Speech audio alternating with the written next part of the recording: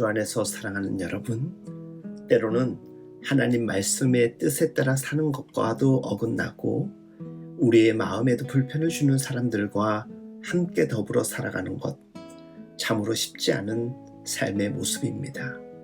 오늘은 예수님의 말씀의 비유를 통하여서 과연 이럴 때 우리는 어떻게 해야 될까 생각해 보고자 합니다.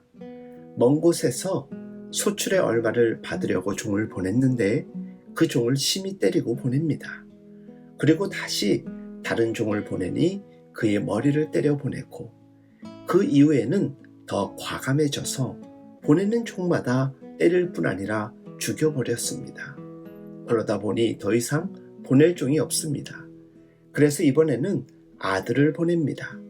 그런데 주인의 아들이면 다를 줄 알았는데 오히려 주인의 아들을 죽이면 상속자가 없어지는 것이니 포도원이 자기들의 것이 될 것이라고 하고 그 아들마저 죽여 포도원 밖에 내다버립니다. 그러면 포도원 주인은 가만히 있었겠습니까? 포도원 주인이 힘이 없어서 참았던 것이 아니었지만 끝내 아들마저 죽이는 농부들을 진멸하고 다른 사람에게 농장을 맡기게 되지요. 참으로 무서운 비유입니다. 사실 이 잔인한 비유는 이스라엘의 영적인 지도자들, 대제사장과 서기관들과 장로들과 논쟁 가운데 있었던 이들을 향한 비유였습니다. 대제사장의 무리들은 공공연히 예수님의 활동을 감시하고 감찰했습니다. 그리고 예수님이 어떻게 대답해도 걸려들도록 철저히 준비된 질문을 가지고 예수님과 논쟁을 시도합니다. 그러나 그때마다 예수님은 생각지도 않은 대답으로 그들을 당황스럽게 했습니다. 대제사장, 서기관, 장로들 모두 다 신앙적으로나 어떤 면으로서나 자신들이 최고라고 여기는 자들입니다. 성경에 대해서도 잘 알고 율법에 대해서도 잘 알고 이스라엘 공동체의 성향에 대해서도 누구보다 더 잘 아는 이들이었습니다. 그런 이들에게 뭔가를 가르치는 것은 너무 쉽게 말꼬리를 잡힐 수 있고 말 한마디 한마디 조심하지 않으면 그들이 쳐둔 그물에 스스로 들어가는 꼴이 됩니다. 그렇다면 이렇게 불편한 사람들을 어떻게 대해야 할까요?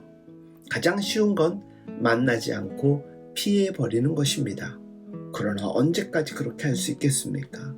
또한 피한다는 것은 그들을 도리어 정당화시켜주는 꼴이 됩니다. 그렇다면 똑같이 술수로 갚아주어야 하겠습니까?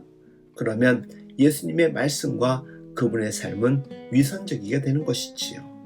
예수님은 결코 피하지도 않고 당당하게 맞서시면서도 똑같은 술수로 하지 않고 그들의 논리로 하지 않고 때로는 비유로 때로는 치유를 통해 때로는 침묵으로 가르치셨고 그들을 심지어 부끄럽게 하셨습니다.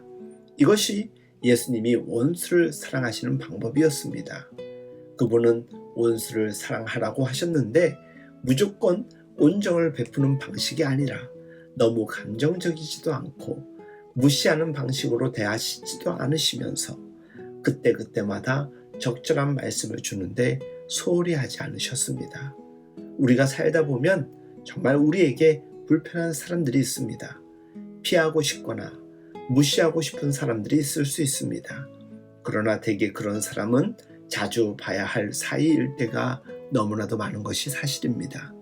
그러니 무조건 피하는 것도 능사가 아니고 따끔하게 혼내주거나 한번 제대로 붙어보자 하고 결판을 내는 방식으로 한다고 해서 감정은 해소할 수 있을지 몰라도 문제는 결코 해결되지는 않습니다.